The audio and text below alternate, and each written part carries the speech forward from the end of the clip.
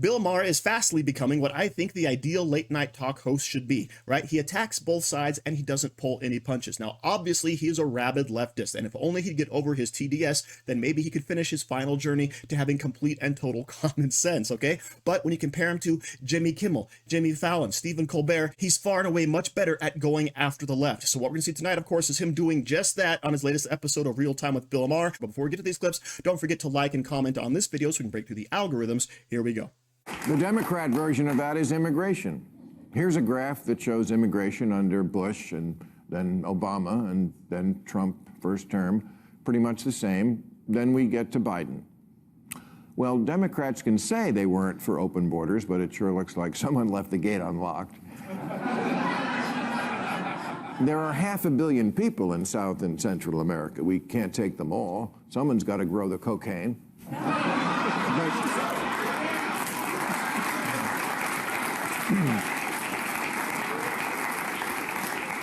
And this kind of gets back to the DEI thing, because when you make everything about race, not good. I mean, we couldn't look into the origins of COVID being from the lab, which now the CIA this week has joined the FBI and many other organizations. It probably did come from a lab. I said it from the beginning. Right. It's being studied in this lab where it breaks out. Really? We're going to even wonder about this? Now, maybe it was a bat, but wait, let me just make this point. Okay, so we couldn't say that because the New York Times said to even look into that is racist. Totally. Okay, China's like the new Islam. Yeah. We can't be honest about them because they're not white. And China, okay, I'm sorry, kids. They do some bad things, China, and we should just recognize that. Feminism, because that's the other side of that coin, and there's just a giant chasm between generations on this. I think people of our generation, we saw feminism as women, I am woman, I am strong, we're not always a victim. And now, I mean, Me Too was, of course, a necessary corrective and a great thing that happened. But I've read many stories of, someone who's accused and sometimes has to go away, a man. And the story I'm reading, and it's like, where's the part where he blocked the door? He was mean to me. Leave. What happened to go? Walk out the door. Don't turn around now. You're not welcome anymore. I know, this tendency to see yourself as a victim and to act, these people who see themselves as victims or portray that role in society now always say they're scared. It's like, but I'm scared. Well, gosh. Equality and being a grown-up, those things mean in part stand up for yourself, have rules, have expectations, enforce them. It means be an independent grown-up. That's what you want to be, not a victim and not a person who's afraid. Yeah. The older generations just have a more positive idea of this country, America good. Yeah. And you go into the fact that a lot of this is because people older, we read about communism. Yeah. And socialism. Yeah. And kids today, I don't know what they're teaching them in school. Doesn't seem like a hell of a lot. But they have this idea that they live, not all of them, of course, but that they live in a bad country that has only done bad things. Yeah. And it's probably the worst place in the world if they can only find a way to get out. Yeah, totally true. And you know who that attitude is most damaging for? Kids who come from difficult families or really stressed circumstances, or it's just not a happy place. In the old America, that kid was allowed to think, but if I open the door, I can go into a pretty just, good place in the neighborhood, in the area, in the country in a larger way.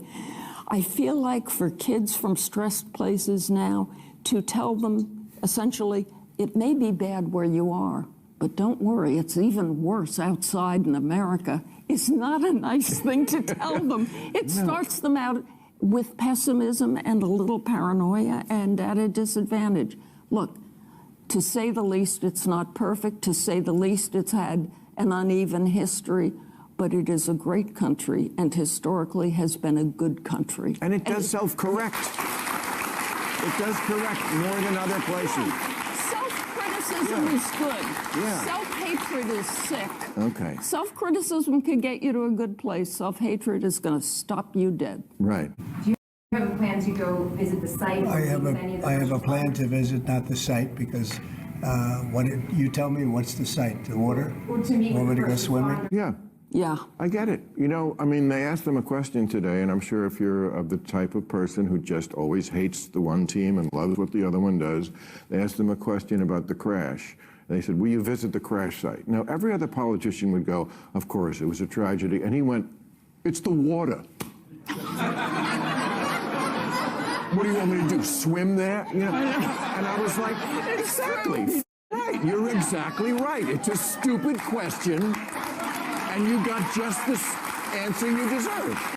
So that was a whole bunch all at once. I decided just to put them all together instead of talking in between each segment. Let me know how you like that, by the way. All right. So first, of course, the border. Yes, it is clearly obvious to anyone who's been paying attention. So in other words, nobody on the left, right, that Joe Biden opened the border, opened the floodgates, and allowed up to 20 million people in just 4 years, thus overwhelming the system and causing all types of problems for the sanctuary cities even, okay? So this, of course, is one of the big issues that Donald Trump won on, and it's where the left basically failed and started to fall apart, where people really started to lose support for the Democrats because they're saying, why are you doing this? It makes absolutely zero sense whatsoever. So thank goodness they did. Next, of course, we're talking about China. Yeah, it's okay to come out and criticize China because they are, in fact, a communist dictatorship regime that, of course, oppresses its people and, of course, oppresses minorities and enacts slave labor just so we can have cheap products and goods. Okay, so yes, it's totally fine to go after them. And yes, they did start the COVID virus, the China virus, as it was called at one point. And yes, they are the sacred cow you're not allowed to criticize because they're not white. And I'm actually surprised that Bill Maher brings up Islam into all of this, right? Radical Islam extremist terrorism, you can't talk about it. Even though we just had a terror attack recently, you still can't come out and say, hey, there's a problem with this ideology and we really have to look into it and possibly stop all the people from coming into this country from those regions. But of course, the left, oh, they're going to call it a Muslim ban, right? You can't do that. No, we're banning people from countries that are hotbeds for terrorism who Obama didn't even want to let into this country, okay? That is what we're trying to do, trying to keep American citizens safe. And of course, we can also talk about feminism and the Me Too movement, okay? Feminism, first wave, all right, go ahead and give women the right to vote, whatever, okay? But as soon as it becomes what it is now in this third and fourth and fifth wave feminism, where men are just plain evil, that's where it gets crazy. And then the Me Too thing, that got way out of hand and blew up real quick because it became believe all women, whether there's evidence or not, whether the accusations are real or not. So now guess where that is? In the garbage where it belongs. Because of course, you want to have credible accusations and only if they're true. And by the way, men can get victimized as well. But of course, we have this whole victim culture, by the way, right? The more you feel set upon, the more you feel that you've been oppressed, then obviously the more accolades you'll get for doing absolutely nothing. So everybody wants to play the victim so they can get sympathy and get those clicks on YouTube or Twitter or Instagram or whatever the young kids are using nowadays, okay? But also communism, socialism, right? Basically endearing and romanticizing these horrible ideas that have proven to be the bane of human existence, the fount of human suffering for the last 70 years in this world. Well, we still want to idolize those, right? We want to bring them here because it just hasn't been done the right way yet. Yeah, try not to do that, okay? And by the way, trying to get this positive outlook, right? This is exactly what the left always does when we talk about systemic racism, right? Imagine being a black youth in this country and being taught that every single system, every single person out there is against you and there's no way you can make it. What type of message is that for an individual? It's going to give you a sense of helplessness, but then again, that's what the left wants. They want you to be completely dependent on the government because you can't do anything for yourself. You have to be provided for as if you were a child. But that, of course, is the exact opposite of what the right believes. Personal responsibility, right? Going out there, making yourself better and taking care of your family, your friends, your community, right? Those are all things that we want to have happen. But that, of course, might make a flourishing, prosperous society, which the left can't stand. So thank you very much for watching. Don't forget to like, share, comment, subscribe, and stay safe out there, people, because they're coming after you.